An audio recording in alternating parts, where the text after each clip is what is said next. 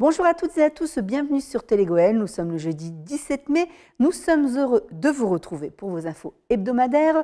Au sommaire cette semaine, le nouveau bus à haut niveau de service enfin dévoilé, une ministre belge à Liévin, un remplaçant pour les contrats aidés, l'inauguration de la place Gilbert-Rolos à Salomine, la fête au village à Givenchy et beaucoup d'événements ce week-end, dont le Salon des Racines et des Hommes que viendra nous présenter notre invité du jour, M. Philippe Duquesnoy, maire de Arnes. Nous vous parlerons bien sûr également de la route du Louvre et des derniers matchs de la saison avec Fred Peter. Et Camille, aujourd'hui, nous emmènera à la fête de l'humain à Avion, la grenouillerie et bien d'autres activités pour ce week-end dans l'agenda. On se retrouve tout de suite sur Télégoël.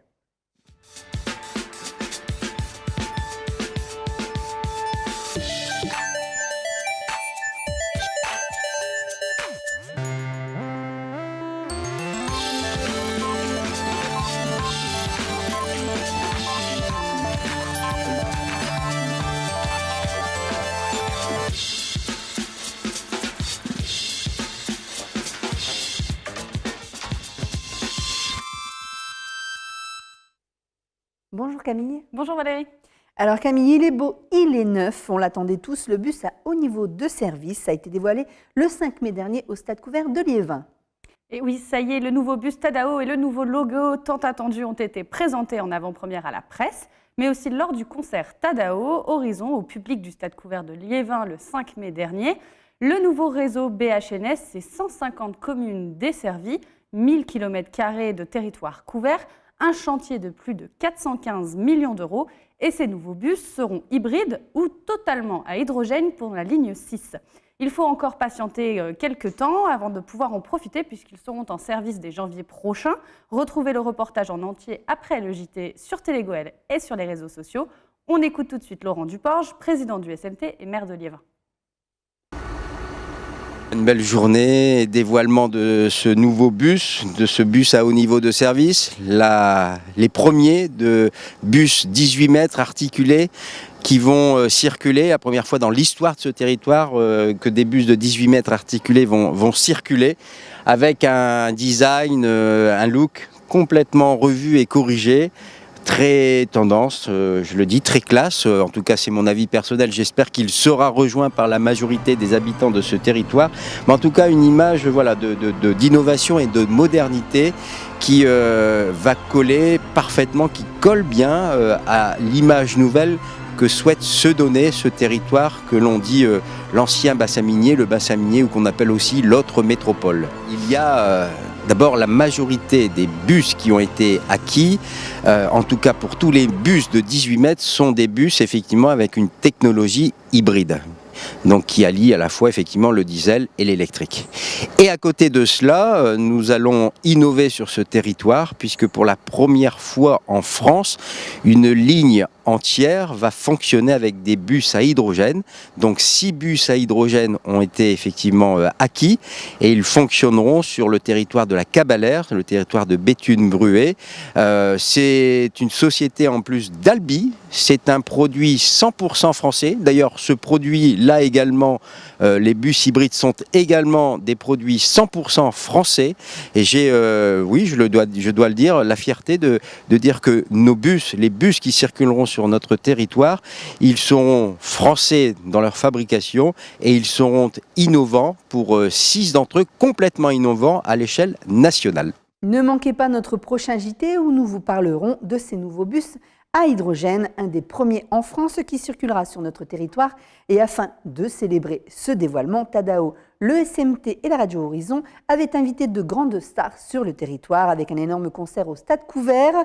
Amir, Kyo, Bob Sinclair, Camille Cerf, Maëva Cook et Christophe Willem ont fait rêver plus de 10 000 personnes. On vous rassure, tous ne sont pas montés dans le bus. On vous offre quelques extraits de ce magnifique concert. Et à la fin de ce JT, vous aurez le droit à l'intégralité de ce que nous avons pu filmer, avec notamment un grand moment de chanson sur la chanson de Pierre Bachelet, que les supporters lensois connaissent bien. Écoutez.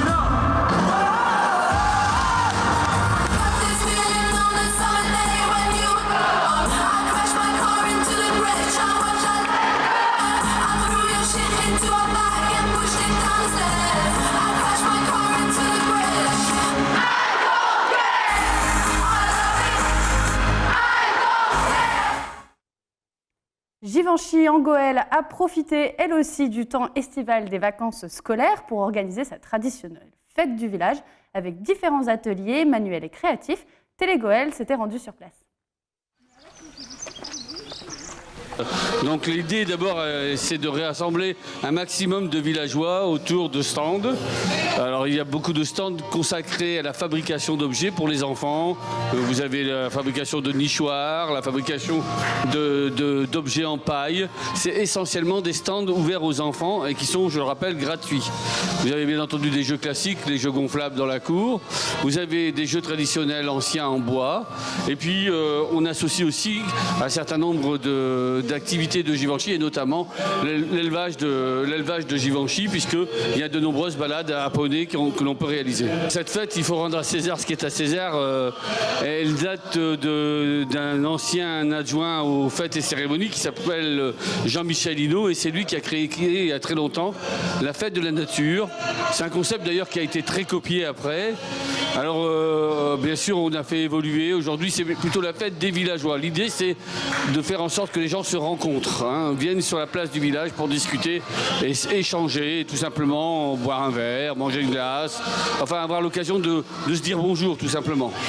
Avec l'art-thérapie, on exploite le potentiel artistique de la personne pour l'aider à mieux se sentir, à développer ses capacités d'expression, de communication et ses capacités relationnelles. J'utilise les différentes médiations artistiques qui peuvent être des arts plastiques, l'expression corporelle, de la danse, du chant, du théâtre. Voilà, donc on utilise vraiment différentes médiations et on n'a besoin d'aucun niveau de pratique puisqu'on est là vraiment pour révéler le potentiel de chacun et de montrer que tout le monde est capable de se servir des médiations artistiques et de se mettre en joie, de rire, de vivre tout simplement.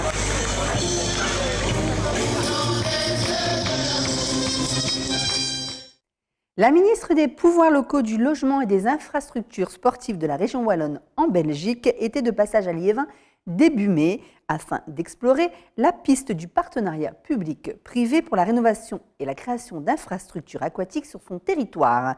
Madame la ministre a souhaité visiter le centre Nautica, un équipement de référence qui lui a semblé très intéressant et exemplaire. Non, mais moi je suis très heureux, d'abord très honoré et très fier d'accueillir Madame la Ministre. Donc merci de votre visite Madame la Ministre. Et comme l'a rappelé Madame de la Rochechouart, je pense que Madame la Ministre a tout à fait raison. On s'enrichit toujours des expériences des autres. Ce qui existe, ce qui marche bien, on peut le reproduire et l'adapter effectivement ailleurs. Et c'est vrai que mon prédécesseur, Jean-Pierre Cuchat, a eu la même démarche que Madame la Ministre il y a de cela, 25 ans. Il était allé voir en particulier un pays où, à l'époque, il y avait des références dans le domaine des bassins aquatiques, c'était l'Allemagne, la Ruhr en particulier, et il avait visité plusieurs centres aquatiques, et en Allemagne, on avait déjà pris le virage, quelque part, de la transformation de la piscine traditionnelle, le bassin, en des espaces, effectivement, de loisirs. Et c'est à partir de ces expériences, effectivement, allemandes, eh bien, que l'on a conçu Nautica tel qu'il est aujourd'hui. Donc oui, Madame la Ministre a tout à fait raison, et je suis très honoré qu'elle vienne tirer quelque part expérience de l'exemple de la ville de Liévin pour pouvoir effectivement, pourquoi pas, reproduire cela en Belgique. C'est vrai qu'on est voisins, ou en tout cas l'adapter au contexte belge. Moi je suis très contente, j'avais déjà eu l'occasion de discuter avec différents opérateurs et puis c'est toujours intéressant de pouvoir se nourrir d'expériences d'autres communes. Bon, on est voisins et on est très proches et surtout aussi d'échanger sur les bonnes pratiques, sur les succès pour pouvoir aussi, nous, à un moment donné, les mettre en place dans notre région, quoi. Donc voilà, j'étais très bien accueillie par Monsieur le maire et par le groupe Equalia et donc toute l'équipe ici du centre Nautica. Mais franchement, c'est aussi l'idée de dire qu'il faut évoluer dans son approche. Une infrastructure sportive, elle ne reste pas la même c'est vrai que souvent on voit dans les communes un bassin de natation qui est le bassin de natation classique statique et qui n'évolue pas, mais il faut aussi bien sentir les attentes de la population. Et donc ça, c'est important pour le service public aussi, peut-être de travailler avec le secteur privé, qui lui connaît bien les habitudes des consommateurs, les attentes en termes de sport, mais aussi de loisirs. Et on sent ici que ce qui est intéressant, en tout cas, les axes sur lesquels on devrait travailler, c'est de travailler sur la diversité des services, la diversité des fonctions, joindre le sport et le loisir. Non mais Madame la Ministre, vous avez raison, c'est vrai qu'un équipement doit toujours évoluer et je le pense sincèrement et c'est ce qui a permis effectivement la réussite de ce centre aquatique. Donc il évoluera encore effectivement dans les années à venir parce que si on veut qu'il reste à la pointe effectivement et en adéquation avec les besoins de la population, il faut le faire évoluer. Donc oui, il va encore évoluer puisque dans 4 ou 5 ans, il y aura une extension qui va être apportée à ce centre aquatique. Il y aura donc des pentaglisses qui vont être, je pense que ça s'appelle comme ça, des toboggans sans surveillance qui vont être évidemment ajoutés. Il va y avoir une superficie d'eau supplémentaire, un bassin d'eau supplémentaire pour les tout petits, le plus jeune âge, parce que c'est important aussi de penser à la famille dès le plus jeune âge. Il y aura également un bassin d'eau supplémentaire qui va permettre d'y implanter une boule qui va permettre de faire des vagues et un bassin d'eau supplémentaire également qui permettra de pouvoir faire de l'apprentissage pédagogique de natation, bien évidemment, et également toute une série d'activités liées au fitness, etc., avec un fond qui va pouvoir être mobile. Voilà, donc vous pourrez bouger le fond du bassin en fonction de l'activité qui sera proposée. Donc oui, dans les 4-5 années qui viennent, ce centre aquatique va à nouveau connaître une phase d'extension importante. Voilà, vous savez, moi je comprends bien une chose, c'est que si l'on veut que ce centre aquatique reste une référence dans le domaine de la région des Hauts-de-France, vous n'avez pas 36 solutions. Régulièrement, il faut réinvestir. Donc c'est pour ça que régulièrement, effectivement, et c'est ce qu'on a fait à Nautica depuis maintenant 25 ans, eh bien tous les 10 ans, eh bien on réinvestit, on fait en sorte qu'effectivement que ça reste une référence dans la région des Hauts-de-France. Et c'est pour ça que dans 5 ans, effectivement, on va réinvestir fortement pour que ce centre fasse la fierté de Liévin et plus largement de tout le bassin minier. La municipalité de Salomine avait choisi le 1er mai, une date symbolique, tout comme le lieu, la place de la Maison de l'Art et de la Communication, pour mettre à l'honneur l'ancien maire de Salomine, M. Gilbert Rollos. Celui-ci voit désormais son nom inscrit sur une plaque dévoilée par son successeur, M. Christian Pedowski, qui donne désormais son nom à cette place. Un reportage de David Loriot. 1er mai 2018 particulier parce qu'effectivement nous avons inauguré ce jour la place nommée Gilbert Rollos, donc le 1er mai 2018, donc faisant place 8 ans après le 1er mai 2010, date du passage de témoin effectivement dont il m'a honoré. Donc malheureusement avec l'absence de Gilbert Rollos, parce que pour reprendre une formule classique retenue par ailleurs, mais bon on sait donc souffrant actuellement et donc en espérant qu'il puisse nous rejoindre très rapidement comme il a toujours été sur son territoire, sur notre belle commune de Salomine. Je suis très honoré pour mon père, forcément. Ce que j'ai pas dit tout à l'heure, un père qui a été énormément présent dans sa ville, dans le département, dans la région, qui parfois était absent de la maison souvent pour donner son temps aux habitants de Salomine et à sa région. On peut qu'être honoré. Vous savez, il m'a élevé avec les mêmes, la même sensibilité de la vie. C'est ce qui nous a fait grandir. On a été élevé dans le respect des gens. On continue à être comme ça. On peut qu'être fier de lui. Et Gilbert Rollos, c'est près de 40 ans d'activité militante d'abord et politique sur le territoire, au niveau régional, départemental, communal. Gilbert Rollos est également le géniteur de la culture à Salomine, en particulier avec la création de cette magnifique maison de l'art et de la communication qui a fêté récemment ses 40 années d'existence. Également, grâce à Gilbert Rollos, avec un fonds d'art contemporain très important, de près de 2500 pièces, signées par 250 artistes différents, il faut le savoir. Et nous sommes d'ailleurs d'ailleurs en quête de pouvoir exposer très prochainement l'ensemble de ses œuvres au niveau intercommunal. En dehors du symbole, effectivement, c'est tout le mérite pour Gilbert Relos d'avoir effectivement le nom de cette belle place de la Maison de l'Art et de la Communication aujourd'hui en présence de nombreuses personnes élues également du territoire mais aussi de nombreuses populations. C'est une grande journée pour lui et pour nous aussi. Et de plus, la famille a fait le déplacement, il y a des gens qui viennent du sud de la France, du centre, enfin beaucoup de gens de la famille ont voulu faire le déplacement.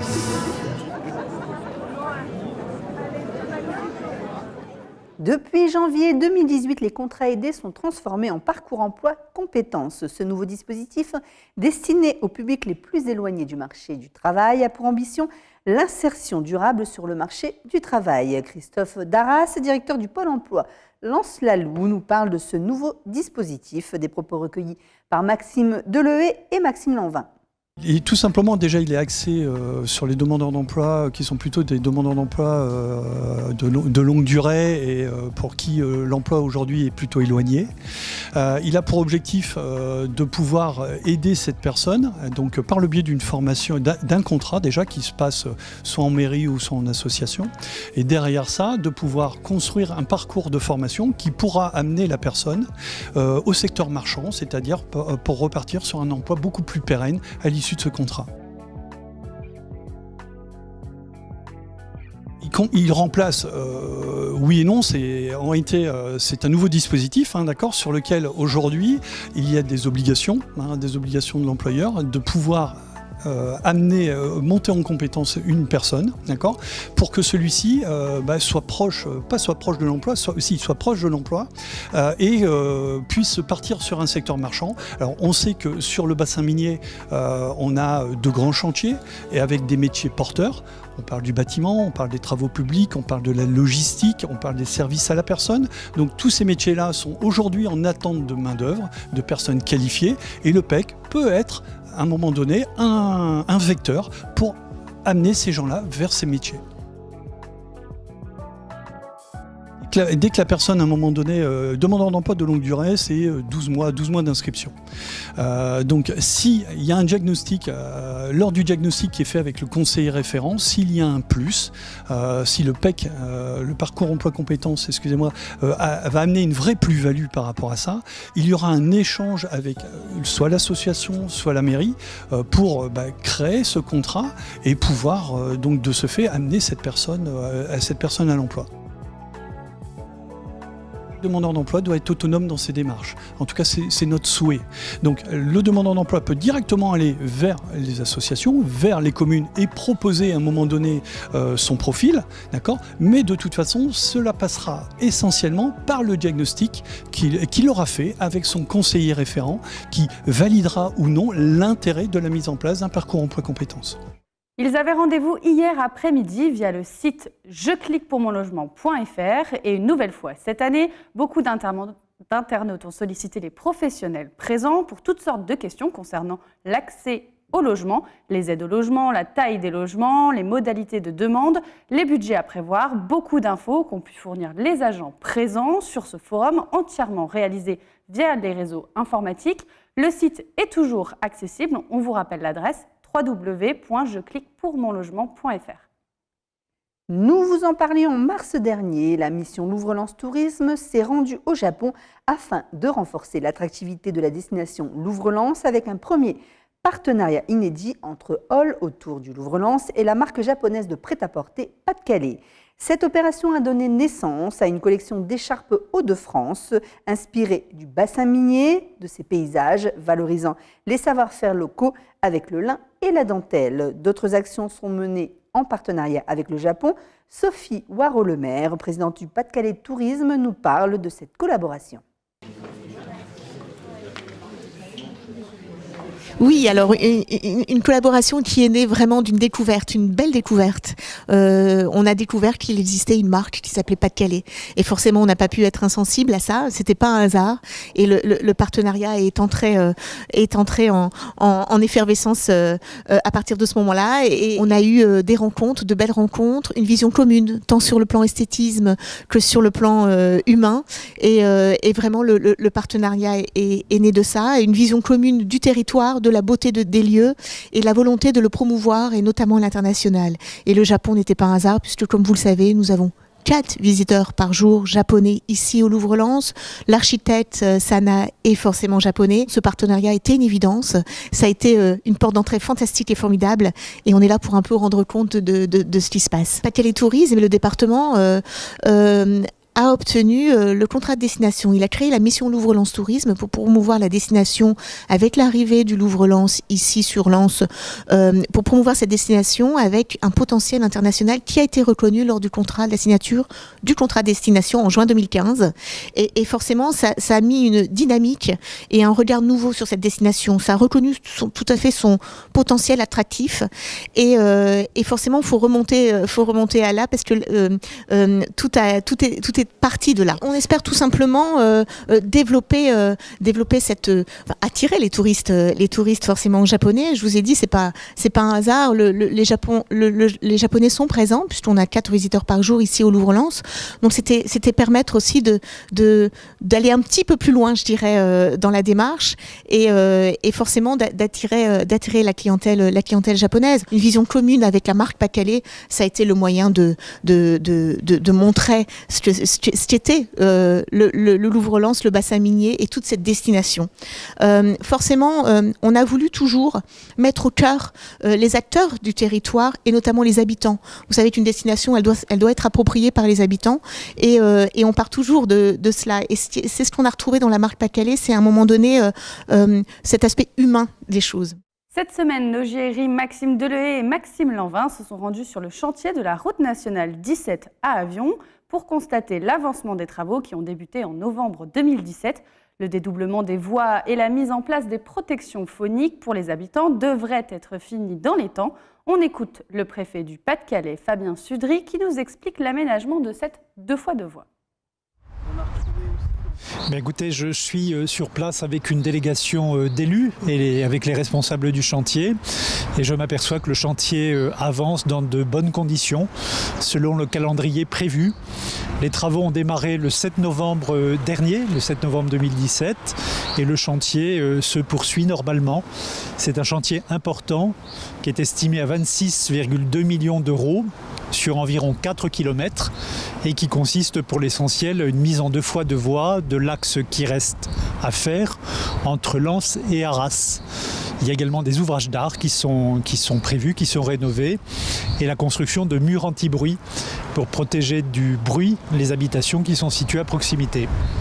L'objectif est très simple, c'est un objectif de sécurité routière, de fluidité du trafic, car cette route est très fréquentée, la route entre Arras et Lens, 30 000 véhicules jour. Il y avait régulièrement, notamment en début de journée, en fin de journée, des embouteillages. Donc il s'agit de terminer la mise à 2x2 voies et d'assurer un trafic plus fluide et plus sûr entre Arras et Lens. La mise en service est prévue en juin 2020.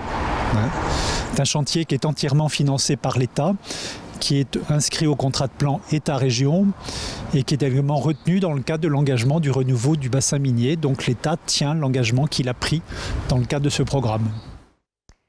On regrette souvent que ça ait lieu tous les 2 ans. On est impatient de retrouver chaque année, ou tous les 2 ans plutôt, ce grand salon. Le salon des racines et des hommes revient cette année à Arnes avec toujours des fleurs et avec beaucoup de nouveautés. On accueille tout de suite Monsieur Philippe Duquesnoy, maire de Arnes, pour nous présenter ce bel événement.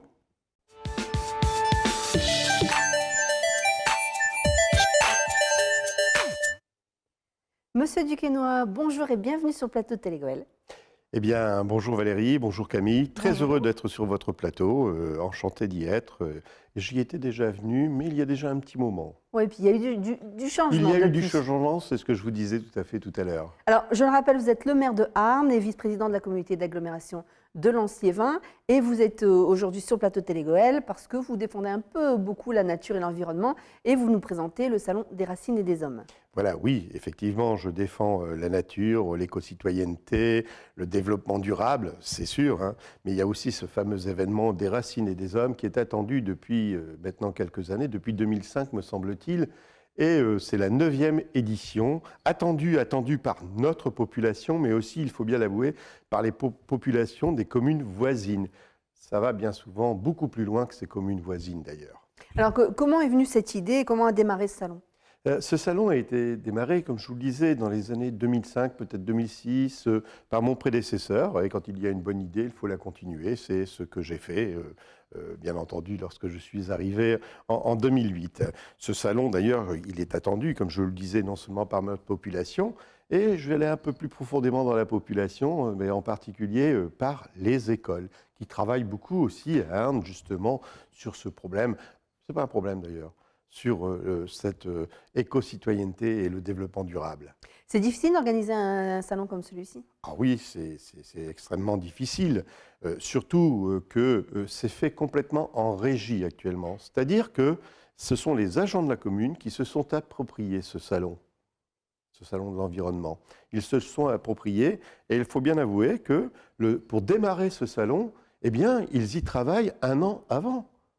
Un petit groupe commence à organiser, il ne travaille pas tous les jours, bien entendu, par des petites réunions pour savoir, et cela, ce travail s'intensifie énormément, on va dire quelques mois avant, 4-5 mois avant. Et je peux vous dire que la dernière semaine, comme cette semaine, eh bien, lorsque l'on va dans le bureau du maire et qu'on regarde ce qui se passe derrière la mairie, c'est une petite fourmilière où on voit que tout le monde s'active pour que justement tout soit en place, en temps et en heure, pour vendredi matin, pour accueillir les enfants des écoles en priorité. On y pensera dans 2 ans, on mettra une petite caméra dans votre bureau et puis on les verra en vitesse accélérée, tout installé. Ça pourrait être écoutez, ce très serait une intéressant. excellente idée et vous serez les bienvenus, bien entendu. Alors, c'est important d'organiser de tels salons pour que les gens se familiarisent avec l'éco-citoyenneté, avec le développement durable, la nature. Mais oui, et c'est tout à fait utile. Mais ça ne s'arrête pas à ce salon quand même. Ce salon est un moment pour justement montrer tout ce qui est possible d'être fait à notre niveau. Il ne faut pas toujours attendre après des directives nationales, internationales ou autres. Non, chacun à notre niveau, nous pouvons faire les choses. Nous pouvons être acteurs de cette éco-citoyenneté. Et puis, ça ne s'arrête pas à ces 3 jours, je vous le disais. Ça se construit bien en amont. Par exemple, les écoles ne participent pas uniquement lors de ces 3 jours. Il y a un travail par les instituteurs, les professeurs, bien en amont. Et l'année, puisque c'est tous les 2 ans, l'année où il n'y a pas ce salon, il y a quand même une activité. Il y a une activité. Par exemple, nous avons d'excellents contacts avec des entreprises, sur Arnes d'ailleurs, ou ailleurs d'ailleurs, et que l'on peut aller visiter. Par exemple, le tri. On peut aller voir comment on trie. Pourquoi la nécessité de trier? Il y a d'ailleurs dans certaines, on va dire, entreprises, eh bien, des salles pédagogiques justement pour pouvoir les recevoir, ces enfants. Camille, est-ce que tu peux nous faire un petit historique d'ailleurs sur ce salon avec quelques chiffres? Oui, bien sûr. Alors, cette année, on l'a dit, c'est la 9e édition. Donc, le Salon des racines et des hommes, en moyenne, c'est 25 000 visiteurs, à peu près, par an, donc 2000 scolaires. Tous les 2 ans. Tous les 2 ans, pardon.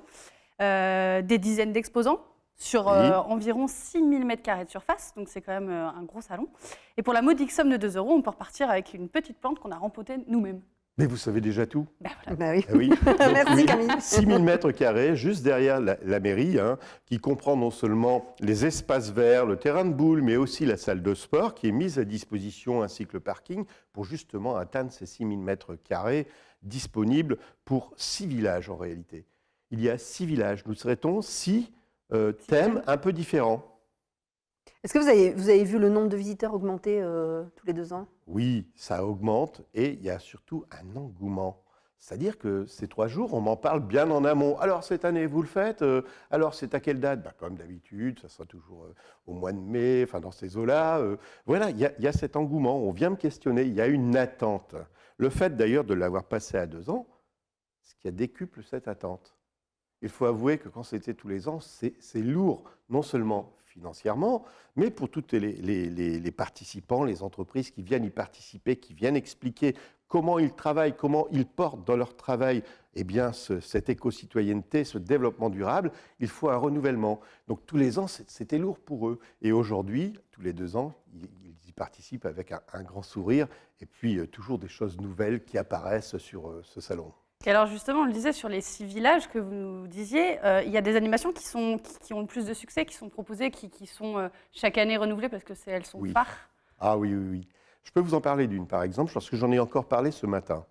C'est un jardinier qui fait traverser le terrain de boule, c'est sur le terrain de boule d'ailleurs, qui fait, avec des brouettes, qui fait passer les brouettes parmi des balles de paille où il y a des fruits. Alors il explique les fruits, il explique aussi comment les manger. Et les enfants sont... il y a la queue pour venir tracter avec sa brouette et c'est vraiment toujours un grand moment là. Il y en a d'autres, bien entendu. Hein. Je peux vous parler de la fabrication des pelouses, des poupées pelouses. Ça a toujours un succès énorme. Et puis, il y a aussi ce passeport qui est vendu 2 € hein, pour que les enfants apprennent à rempoter eux-mêmes leurs fleurs. Je ne sais plus ce que ce sera comme fleur. Il me semble que ce sera des œillets d'Inde ou une autre fleur très jolie aussi. Et donc, ils apprennent à la rempoter, ils repartent avec leurs fleurs, ils sont fiers comme bar tabac. Et bien entendu, ils peuvent participer à toutes les différentes activités qu'il y a sur ce salon. Des activités qui, quelquefois, sont animées d'ailleurs par eux-mêmes. Puisque les enfants des écoles, par exemple l'école Barbus et l'école Diderot, organisent un stand où ils viennent expliquer, ils deviennent professeurs eux-mêmes pour expliquer aux autres enfants comment il faut s'occuper des abeilles, comment ça se passe. Il y a les élèves du collège aussi qui participent très activement, justement, en tenant un stand. Ils y prennent un plaisir énorme. Alors, on a dit des dizaines d'exposants. Qui va-t-on retrouver sur ce salon ? Par exemple, on va parler de quelques entreprises. Je veux parler des entreprises qui sont directement liées au développement durable. Je vais parler de Paprec qui traite le papier. Je vais parler de Veolia. Je vais parler de Port de Lille, par exemple, qui va venir justifier, s'il y en avait besoin, que le transport par voie d'eau est vraiment très intéressant écologiquement. Et même, je vais vous dire, pour la beauté de ceux qui voient passer des bateaux, moi en particulier, qui ai habité tout jeune près d'une rivière, une rivière, c'est plutôt le canal de la Souchet, vous verrez, on en parlera encore beaucoup prochainement, j'avais l'habitude d'aller voir ces bateaux c'est un grand moment quand même pour ces enfants. Donc les voies navigables seront là aussi, et plein d'autres entreprises. Il y a des concours aussi, le concours de soupe. Oui, par exemple. Concours de soupe, oui. Je serai partie du jury d'ailleurs. Concours de soupe, oui. Un concours qui a toujours beaucoup de succès et beaucoup de récompenses aussi. Hein. Vous voyez, on récompense ceux qui ont participé, la première, la deuxième personne, mais on le fait quelque temps, 1 semaine ou 2 après, pour que tout s'apaise un peu, que l'on ait le temps, nous aussi, de nous organiser. Donc il y a ce fameux concours de soupe, et puis ces passeports. Il y a un questionnaire avec ce passeport. Un petit questionnaire que les enfants doivent répondre, auquel doivent répondre. Et puis après, on fait un tirage au sort, bien entendu, et on va récompenser les enfants qui ont le plus participé lors de ce salon. Alors, on peut acheter aussi des plants de fleurs, des plants de légumes. Des plants de légumes. Oui. Il y a une année où il y avait aussi des insectes à manger. Est-ce qu'il y en a cette année ? Oui, effectivement, une année, nous avons pu déguster des insectes, des vers de farine, des grillons, des choses comme ça qui étaient préparés. Et que l'on présentait. J'ai d'ailleurs participé à cette dégustation. Vous avez dégusté ? Oui, bien sûr. Je montre l'exemple. Alors le verre de farine, c'est comment ? Je n'ai pas goûté le verre de farine, j'ai goûté les grillons. Mais oui, c'est un petit peu au début difficile, mais au goût, et puis quand on sait que c'est nutritif, voilà, oui. Mais ils ne seront pas là cette année, parce que pour des règles d'hygiène, il y a une certaine problématique qui fait que nous ne pouvons pas les présenter et surtout faire goûter. C'est tout l'intérêt, c'était de faire goûter justement cette nouvelle façon de se nourrir. Des nouveautés par contre cette année ? Oui, des nouveautés bien sûr. Par exemple, je vous en ai parlé un peu tout à l'heure, on va voir un planétarium dans la mairie, dans la salle des mariages, où donc il y aura des projections qui vont se faire, mais on va sensibiliser aussi les enfants et les parents, bien sûr, à la pollution lumineuse. Oui, la pollution lumineuse existe, et on va essayer de le démontrer clairement. Alors, ce salon Oui, à des partenaires Camille, financiers. a des partenaires financiers. Alors du Partenaires coup, on l'a dit tout financiers. à l'heure, ça coûte environ 150 000 euros. C'est quand même une Et somme. oui, 150 000 C'est euros. tous les 2 ans. Donc Tous on les 2 comprend. ans. Avant, c'était tous les ans, donc c'est déjà divisé par 2. Et avant, ça nous coûtait 300 000 euros. Aujourd'hui, nous en sommes à 150 000 euros. Oui, il y a aussi cette raison-là. Hein. Tout à l'heure, je vous ai parlé aussi de la fatigue qu'il pouvait y avoir pour les entreprises de participer activement et avec de l'imagination, mais il y a aussi des raisons de coût. Alors des partenaires, bien entendu, nous en avons, hein. Nous en avons tels que la communauté d'agglomération qui nous aide. Il y a aussi ce que les entreprises elles-mêmes, par leur participation pour avoir un stand, ce sont des modiques sommes, mais tout ça vient justement aider à ce que ce salon soit et a le succès qu'il mérite. Si on veut participer dans 2 ans, par exemple, Oui. avec un stand, on peut s'inscrire? Ben, bien sûr, nous avons toujours une équipe qui est permanente et qui, justement, a des contacts avec, avec des différents partenaires qui viennent proposer. Bien sûr, il faut qu'ils collent au thème, qui est le développement durable, qui est comment mieux se nourrir, comment mieux travailler son jardin. Oui, ils sont les bienvenus et on les retient, bien entendu, pour le salon qui aura lieu maintenant en 2020. Alors, Nous sommes à votre disposition. Il suffit de téléphoner en mairie et la personne qui centralise un peu tout ça, c'est Karine, je vous donne son prénom, et Gérard, mais il y en a beaucoup d'autres autour d'eux, bien sûr, mais c'est plus facile de les joindre quand on téléphone en mairie. Alors, on va rappeler les dates et les horaires de ce grand salon. Donc, c'est les 18, 19 et 20 mai. Le 18 mai, c'est réservé aux scolaires. Et les 19 et 20 mai, c'est à partir de 10h, 11h? C'est à partir des 9h, me semble-t-il. Dès 9h le C'est matin? à partir de 9h. Oui. Alors, surtout, allez-y, nombreux. Vous attendez combien de personnes cette année? J'attends, vous savez, 25 Plus 000 que 25 000? personnes. Oui, ça pouvait être plus, mais c'est étalé sur les 3 jours. Mais je voudrais quand même revenir à cette première journée, le vendredi 18, qui est vraiment dédiée là uniquement aux enfants. Le matin, pour les écoles maternelles qui se sont inscrites, et il y en a beaucoup, il faut limiter. On ne peut pas avoir énormément d'enfants comme ça sur un site. Il faut un minimum de sécurité, de surveillance, même si les professeurs sont accompagnés de maman ou de papa d'ailleurs. Et puis l'après-midi, ce seront les écoles primaires qui viendront pour éviter aussi que les grands bousculent un petit peu les petits, vous voyez. Et cette première journée, ce vendredi 18, nous vous attendons près à peu plus de 2000 personnes. Voilà. Alors, en plus de ça, vous avez quelqu'un qui va venir spécialement pour vous, le soleil. Le soleil Il paraît, sera présent, il sera là je ce week-end. l'espère. Bon, vous savez, il faut bien avouer. Mais même quand il pleut, Voilà, c'est voilà, ce que je voulais le vous salon, dire. Même quand il pleut, eh bien, 15 000 personnes. C'est beau. oui. C'est En même beau. temps, dans notre région, Oui, c'est si ça. on ne est- sort on pas est quand il Oui, pleut, on ne étalé sort sur pas. 3 jours, bien entendu. Nous ne sommes pas tous en même temps, cela va de soi. Hein. Mais on compte en moyenne, en permanence, sauf le vendredi, hein, on compte entre 5 et 7 000 personnes sur ce site. Et puis, il y a une bonne Voilà. partie du salon qui est couvert sous des tentes. Oui, bien sûr. Ou, Dans la salle de sport, dans la salle sous de les sport. tentes, sous les différents chapiteaux où sont placés justement ces exposants, sachant qu'il y a des exposants extérieurs, mais il y a aussi la vie associative qui participe aussi. Il y a les jumelages, par exemple. Il y a des associations telles que la retraite sportive de la Goëlle qui participent par des exposés, par des moments d'explication aux uns et aux autres des bienfaits. Vous pourrez vous promener, si vous venez d'ailleurs, je vous y invite à vous promener en calèche. Ce serait une très bonne chose pour aller voir le bois de Florimont, le lagunage et le canal de la Souchet, dont je vous ai dit qu'on entendra parler très prochainement. Alors, on va parler un petit peu sécurité, si vous voulez bien. Oui. Comment, parce qu'il y a d'autres événements en France qui font que la sécurité est importante pour les gens. Comment s'organise la sécurité autour du salon? Absolument, il faut une sécurité. Vous savez que maintenant, vis-à-vis de la préfecture, dès qu'il y a un rassemblement, il faut une demande au niveau de la préfecture qui nous donne son avis, des préconisations que nous mettons en œuvre pour justement avoir cette acceptation.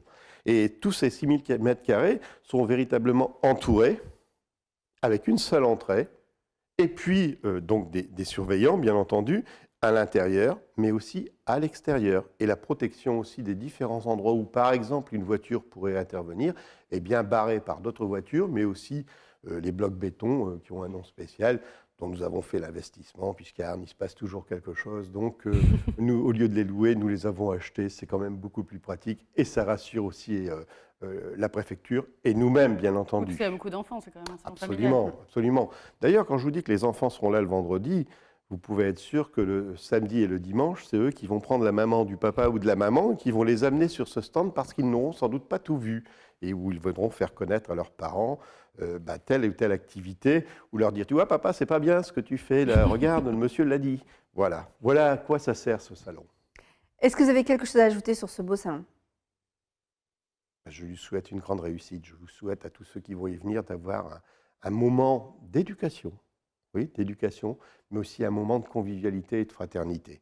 Parce que quand on parle de développement durable, il faut qu'il y ait tout ça. Il faut qu'il y ait le côté social, cette fraternité, qu'il y ait aussi ce côté économique, mais aussi il faut aussi ce côté développement durable. Et cet ensemble s'est réuni pendant ces 3 jours sur 6000 m². Et ça, c'est un grand moment. Je voudrais juste vous rajouter les différents, par exemple, ces 6, je vous ai parlé tout à l'heure de 6 villages. Alors je vais vous les citer parce qu'ils ont des noms bien précis. Par exemple, il y a un village qui va s'appeler Se nourrir et déguster. Il y a aussi Embellir et fleurir. C'est là où nous avons des associations telles que j'ai oublié le nom. Enfin, des associations qui viennent présenter non seulement leurs légumes, mais aussi comment cultiver son jardin. Maîtriser les énergies et les ressources. Sont bienvenus, bien entendu, les entreprises qui travaillent justement sur ce domaine. Former et éduquer, toute cette partie pédagogique dont les enfants des écoles vont aussi animer quelque part. Il y a aussi cultiver nos jardins, qui est proche de maîtriser, embellir et fleurir. Mais là, c'est véritablement travailler la terre. Comment il faut le travailler? Quels sont les pesticides qui sont bio que l'on peut utiliser? Et puis le dernier, c'est trier, collecter et recycler nos déchets. Et c'est là où les enfants sont véritablement très importants. Ils le rappellent souvent aux parents. Je sais, je suis passé par là. Alors, on peut retrouver tous ces renseignements sur le site internet de la ville de Arnes. Bien sûr. Vous avez une page Facebook aussi pour la ville de Arnes. Voilà, vous êtes sur les réseaux Arnes. sociaux, donc vous tapez Arnes et vous allez retrouver tout ça. Merci beaucoup d'être venu sur le plateau. C'est moi qui vous remercie de votre accueil, mais aussi de la qualité de votre entretien et puis vos grands sourires. Merci. Et on vous invite nombreux à venir découvrir ce beau salon dédié à la nature et au développement durable. Vous pourrez y acheter des fleurs, des arbres, des légumes, mais aussi prendre des renseignements auprès des jardiniers présents, des professionnels de l'environnement. Ne manquez pas ces 2 jours de bons conseils. Merci encore, monsieur le maire, de nous avoir rendu visite sur ce plateau et vous êtes le bienvenu pour d'autres sujets du sport, par exemple. Ah oui. On n'oublie pas la candidature de Arnes, d'ailleurs, comme base avant des Jeux olympiques. Bien sûr. Et on espère d'ailleurs qu'il sera encore avec nous pour vivre ces Jeux olympiques. On accueille tout de suite Fred Peter pour sa rubrique sport.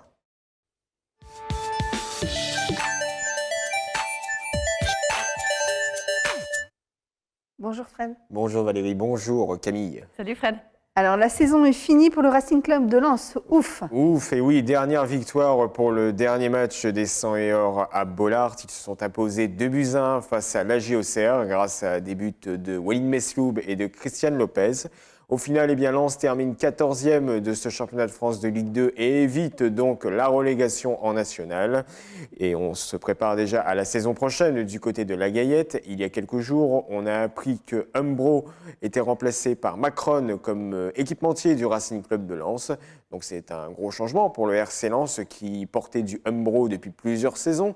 Et autre changement du côté de Lens, cette fois-ci il est attendu du côté de l'effectif avec plusieurs joueurs en fin de contrat qui ne sont pas renouvelés. Par contre, 3 joueurs ont été prolongés, à savoir Valentin Belon, Maxence Carlier et Valentin Vochkoviak. Par contre, selon nos confrères de La Voix du Nord, Ivan Lindrik et Philippe Markovic se dirigent vers la sortie. Monsieur Lopez aussi, il me semble qu'il est... Et Christian Lopez qui a annoncé qu'il ne serait pas prolongé. Voilà, alors la réserve, quant à elle, concède le nul face aux voisins lillois. Et oui, c'était un derby en Ligue 2 ou en Ligue 1. On attend le retour du derby Lens-Lille. Mais en attendant, il faut aller en National 2 pour voir le RC Lens contre le LOSC. Et là, pas de jaloux. Lens et Lille se sont neutralisés sur le score de 2 buts partout. Au classement, eh bien, Lens est 11e. Un petit point d'avance entre Lens et le premier relégable donc, de cette Nationale 2. Et comme le dit Franck Hayes, les jeunes Lensois ont encore leur destin entre leurs mains et ils vont se déplacer sur la pelouse de l'AC Amiens, qui est le premier relégable justement dans cette poule de Nationale 2. Amiens-Lens, ce sera donc ce week-end. Attention, gros danger pour les jeunes pousses de la Gaillette. Donc il y a encore du foot sur les terrains ce week-end. La route du Louvre, c'était ce dimanche, Fred, et il y avait du monde. Plusieurs courageux ont bravé le froid et la pluie ce dimanche. Que ce soit sur le 10 km ou sur les randonnées, le public a répondu présent. Pour la première fois, la route du Louvre s'arrêtait au Louvre-Lens et des baskets ont fait du bruit près des tableaux. Camille Combray a notamment pu s'approcher du vainqueur du 10 km homme Hicham Briki et de la deuxième du 10 km chez les femmes, Émilie Venza. Encore une victoire après la deuxième AM. Je suis vraiment content de regagner encore ici au Louvre. Ça fait la 3e fois consécutive. Aujourd'hui, je bats mon record de 2 km de Louvre. Donc je suis content.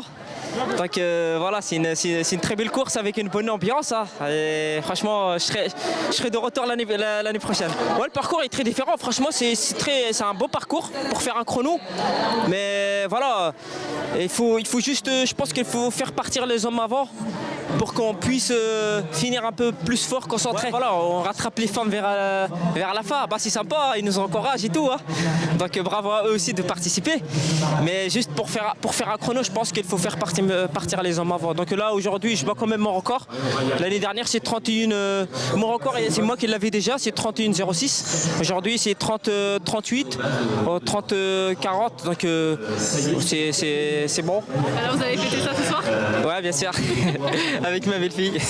C'était bien, le parcours y était un peu plus facile que les autres années, donc c'était sympa. Le temps, ça va, on n'a pas eu de pluie, donc c'était bien. Ça fait 6 ans que je participe et je suis toujours première ou deuxième, donc ça change pas trop. Voilà. C'est un parcours assez difficile quand même, il y a des montées, pas mal de relances, donc du coup, non, c'est pas possible. Sur ces courses-ci, c'est plus de la tactique, surtout qu'on est qu'entre filles, on n'est pas avec les hommes. C'est vrai que quand il y a les hommes, on essaie d'un peu de les prendre comme lièvres, tandis que là on doit gérer notre course, donc on sait qu'on ne fera pas un chrono ou tout au moins notre record ici. C'est vrai que pour eux c'est pas facile parce qu'ils doivent slalomer. Hein. Dès le 3e kilomètre, les premiers, ils slaloment, c'est pas évident pour eux. Même sur la fin, l'angoisse c'est assez étroit. Ils doivent trouver à chaque fois un petit chemin pour passer. S'ils sont au sprint avec un autre mec, c'est compliqué. Ouais. Est-ce que vous reviendrez l'année prochaine ? Oui, comme toujours.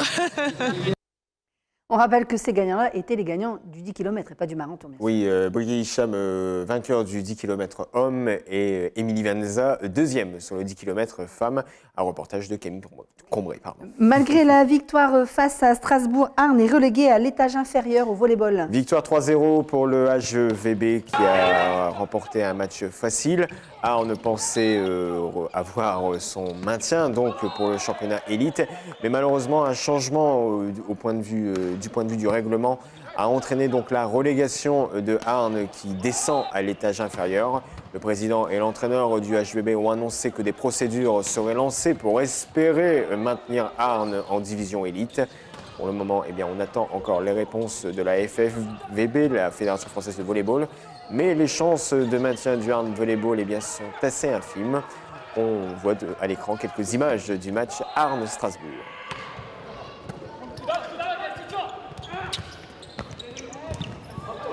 Vous le verrez dans notre agenda, le week-end est très chargé sur le territoire et vous pourrez également aller au Parc des Cities qui a des nouveautés à vous présenter, Fred. Et oui, il y a notamment le City Stade qui a été inauguré il y a quelques jours par plusieurs représentants.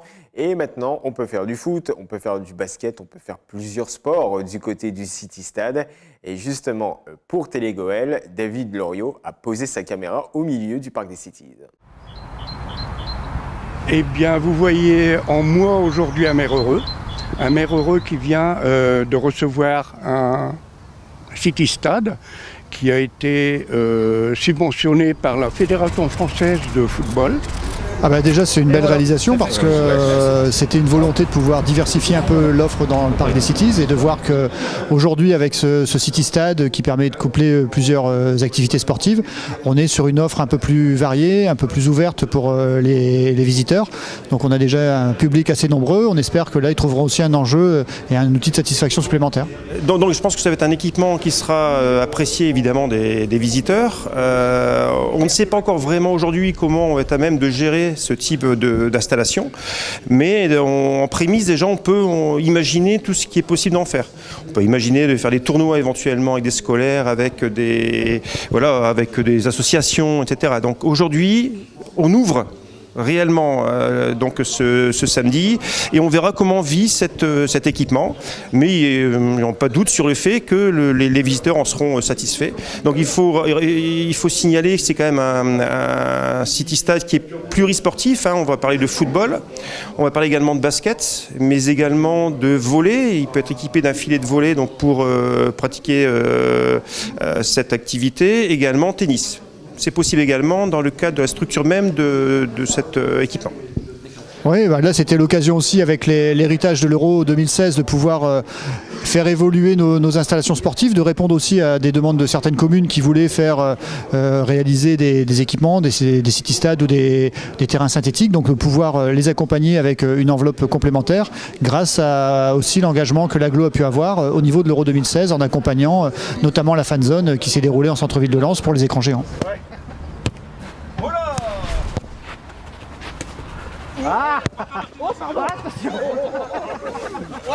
Et moi je suis fier à Bénifontaine qu'on a un ensemble constitué de l'aérodrome et ses annexes, ses associations annexes, qui est le Paraclub, qui est l'aéroclub de Lens, l'aéromodélisme, les ULM. Et donc avec ce parc de Cities et le parc animalier, c'est un, je pense, des plus beaux ensembles non seulement de l'agglomération, mais de la région. Il est unique dans la région et je crois que notre population peut en être fière. Le poumon vert se porte bien, se développe, surtout on a le projet qui prend forme avec l'archipel vert et notamment le déploiement de chemins de randonnée le long de la Souchet. Donc on a là aussi de belles perspectives pour encore amplifier ce poumon vert. Et surtout la volonté politique des élus aujourd'hui est de porter justement l'évolution de ce parc. Quoi de plus intéressant pour un directeur comme moi que d'avoir tout un politique autour de lui qui le mène un peu justement à finaliser les projets. Voilà. Et devant vous, le directeur, c'est certainement le plus heureux qu'il puisse y avoir. N'hésitez pas donc, Fred, à aller au Parc des Cities ce week-end. En plus, il va faire beau. J'ai déjà préparé mon ballon, Valérie. Ah, je viendrai avec toi. On se fera une petite partie de foot ou de basketball. Je suis plus basket que foot. Ouais, mais moi, je suis assez petit en basket, donc tu es avantagé quand même. Bon, alors, on va peut-être inviter Camille à venir avec nous. Camille Combray. Moi, je fais du basket, pas de foot, les gars. Bon, alors, on fera du basket. À deux contrats, ça va être un peu difficile. Et merci, Fred, en tout cas, pour cette rubrique sport. Ton service, Valérie. Et puis, on retrouve tout de suite Camille pour l'agenda culturel.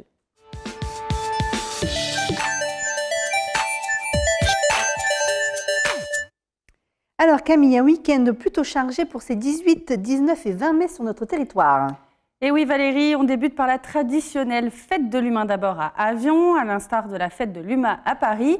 Ce grand événement musical rassemble des milliers de personnes chaque année au Parc des Glissoires. On écoute Kamel Benazouz qui nous présente ces 3 journées de folie.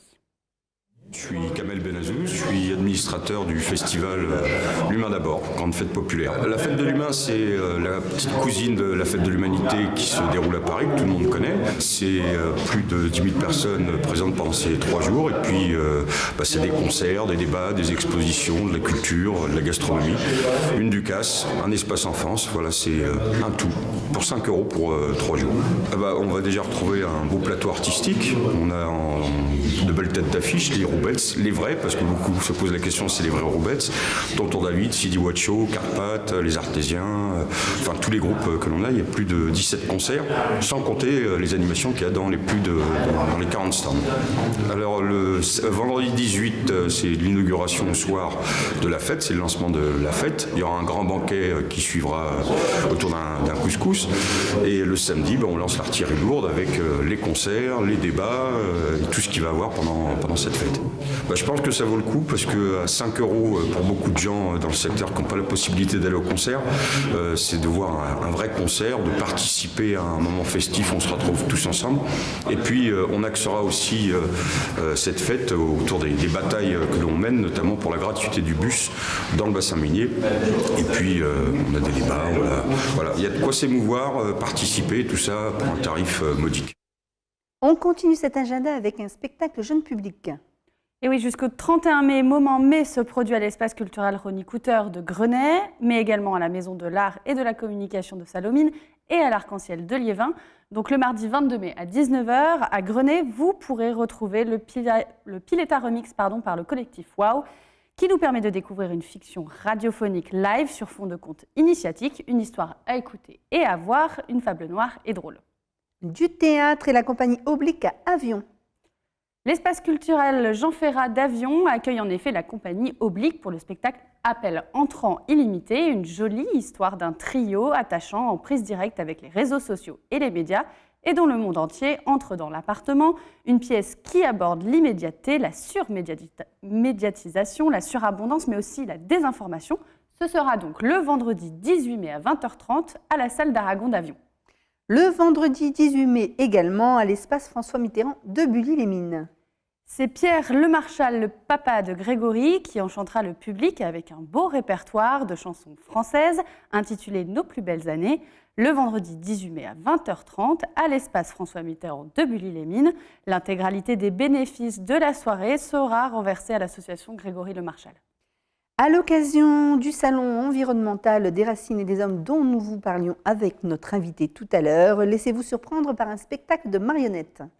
Un spectacle comme vous n'en avez probablement jamais vu. Mario sera sur les planches de l'amphithéâtre, derrière l'hôtel de ville de Armes, le samedi 19 mai à 15h. Alors ne le ratez pas, vous pourriez bien le regretter. Place à la musique et rendez-vous à Liévin cette fois-ci. L'Arc-en-Ciel de Liévin reçoit Simon Fache, le pianiste de l'émission Vendredi Tout est permis d'Arthur. Ce samedi 19 mai à 20h, il sera accompagné de l'harmonie batterie fanfare de Liévin pour des nocturnes de Mike Brandt, des arias avec MacGyver et bien d'autres encore. Ça promet de grands moments. Musique également, mais cette fois-ci classique, au rendez-vous du théâtre Le Colisée de Lens. Le Colisée de Lens accueille ce vendredi 18 mai à 20h l'Orchestre de Picardie pour un superbe concerto en 5 mouvements, virtuose lyrique et d'un grand raffinement d'écriture. On n'a pas fini, je vous l'ai dit que c'était très chargé. D'ailleurs, le premier qui me dit que lundi, il s'est ennuyé et qu'il n'y a rien dans le coin, c'est qu'il n'y est pas venu depuis longtemps. Tout à fait d'accord. Expositions, ateliers et animations sont encore au programme avec jusqu'au 26 mai prochain à l'espace culturel Évasion de Noyelles-sous-Lens. L'exposition Fées, Dragons et autres créatures fantastiques. Un riche programme autour de ce projet construit en partenariat avec le collège Pierre Brossolette. N'oubliez pas également ce week-end, il se passe quelque chose entre Grenay et Los Angeles, ça s'appelle la Grenoulésie.